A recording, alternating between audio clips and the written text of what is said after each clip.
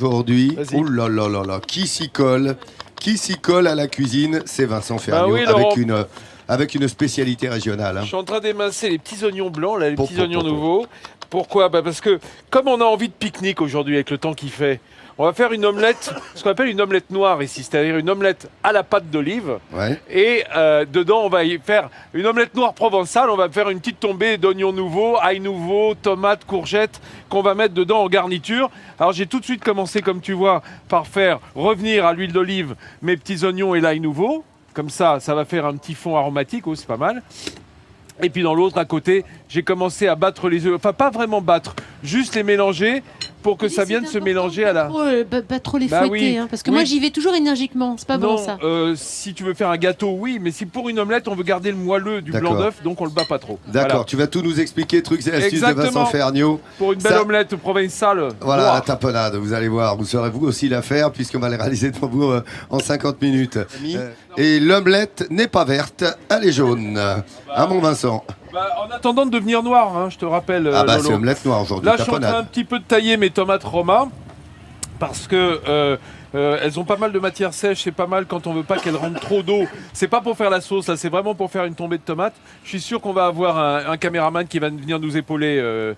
Tu vas voir, Nathalie. Oui, regarde. Tu te débrouilles bien. À mon avis, ça va arriver très vite. Mais ça m'ennuierait de te prendre tout ton temps. Voilà. Alors, on a fait sauter nos oignons nouveaux avec l'ail nouveau. Regardez cet ail nouveau s'il est beau. Hein, ce petit ail violet là, regardez dedans, on voit même pas la forme des gousses d'ail, elles n'ont pas encore pris forme, hein, parce que là c'est tout nouveau, donc on met tout le cœur de la tête d'ail dedans, un peu comme les oignons. Ça on le trouve sur le marché par exemple, bah, tu penses, ici le mercredi. On le trouve sur le marché. Alors j'y ai mis des dés de courgettes là aussi, des petites courgettes, regardez ça, il n'y a même pas de graines à l'intérieur, hein. On peut tout manger. La peau, n'oubliez pas de la glisser, parce que dans la peau de la courgette, il y a le goût. C'est dans la peau qu'il y a tout aussi. Ah, il y a le goût également. Et pendant que ça est en train de revenir, je vais juste baisser un petit peu d'ailleurs. Pas la peine que ça crame, hein. Ça serait dommage. On va faire notre mélange d'œufs et de pâte d'olive. Alors la pâte d'olive, elle est là, elle est magnifique, de la pâte d'olive noire. C'est pour ça qu'on l'appelle l'omelette noire. Alors on va commencer par battre les œufs, c'est ce que j'ai fait, enfin battre. Les mélanger simplement, hein, les jaunes et les blancs. On va pas trop saler parce que c'est très salé la pâte d'olive. Hein, voilà. Je ne vais pas en mettre trop non plus d'ailleurs. Et puis, c'est dans cette pâte d'olive qu'on va introduire les œufs déjà mélangés. Si on mettait dans les œufs la pâte d'olive, elle se mélangerait mal. Hein, les jaunes se briseraient difficilement. Donc on préfère partir comme on montrait en fait une... Vous voyez ça, comme ça, ça se mélange tout de suite. Voilà, ça se mélange tout de suite à cette pâte d'olive. Comment?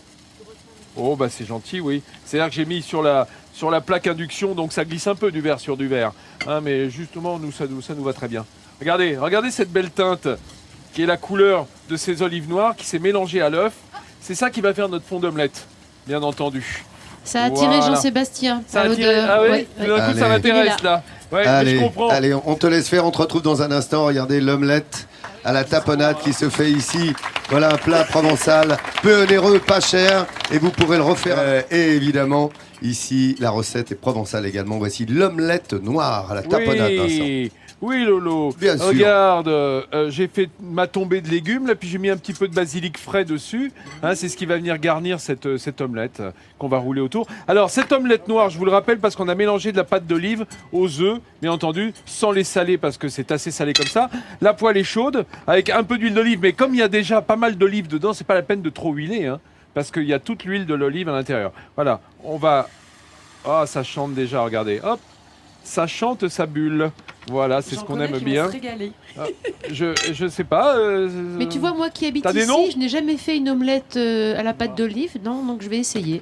Alors, c'est bien. Il faut faire simplement attention dans le dosage, que ce soit... Voilà, ça doit avoir cette belle couleur brunâtre, bien entendu. Et tu te souviens comment on fait, Nathalie? On soulève les bords. Oui, un tout petit peu pour que le liquide puisse aller sous ce qui est déjà cuit. Exactement, ce qui est déjà cuit va se décoller. Ça passe dessous, ça fait des strates, un peu comme un millefeuille d'omelette. Bien entendu, hop, tu vois. Et tout de suite, ça cuit sur le fond, un peu comme une galette. Tu es à feu vif ou à feu moyen? Là, je suis à feu moyen, parce qu'elle est déjà assez colorée, cette omelette. Il faut que l'omelette, ça soit cuit sans être trop coloré. Et puis, en plus, comme elle est déjà noire, on va pas lui redonner du doré en écoute, dessous. c'est magnifique, Vincent. Hop, Merci beaucoup. Regardez cette belle technique. On va la rouler autour des légumes après, ça sera nickel. La belle technique de Vincent pour l'omelette provençale ce matin que vous pouvez réaliser à la maison. Vous l'avez bien compris, hein, c'est une omelette et une recette peu onéreuse là. Hein. Ça c'est pas cher. Ah, c'est pas cher du tout. On l'emmène en pique-nique, on la mangera froide. Et bon, on la mange en pique-nique avec notre Pâques champêtre et dans l'assiette également. Parce que quand Ferniaud nous prépare l'omelette provençale à la tapenade... Comment te dire, je suis absorbé dans la contemplation de cette omelette. Regarde, il a fait un dessin. Midi moins le quart, l'heure de l'omelette. Voilà. Regardez, c'est joli. Alors, je peux vous dire que bon. Alors, montre-nous comment tu as fait. Oui, alors c'est pas très compliqué si on a les bons gestes. Cuisine simple, beaux produits, c'est ça la Provence. Alors, on a commencé par émincer un peu nos oignons nouveaux et puis notre ail nouveau qu'on a fait revenir dans un petit peu d'huile d'olive. C'est même l'huile d'olive que j'ai récupérée de la pâte d'olive. Et puis, on mélange. Voilà, on fait une petite tombée, tomates, courgettes, et on va mélanger à la pâte d'olive les œufs. Les œufs battus simplement en omelette, pas trop, pour leur garder tout le moelleux. Et puis, à partir de ça, on fait une belle omelette. Oh, dites donc, il y a des... Oh là là, ils sont rués sur l'omelette. Allez-y, goûtez-la, allez-y, découpez, je vous en prie. Et là, j'ai l'impression que ça va se régaler, regardez. Là, ça va se régaler avec cette... Il faut prendre les légumes avec, il y a un peu de basilic dedans, c'est ça qui est bon. C'est ce goût d'olive avec le basilic, les tomates. Oh là là, c'est toute la province. Allez les amis, on sera là demain à Saint-Rémy-de-Provence. Vous savez quoi? Il est bientôt midi en France.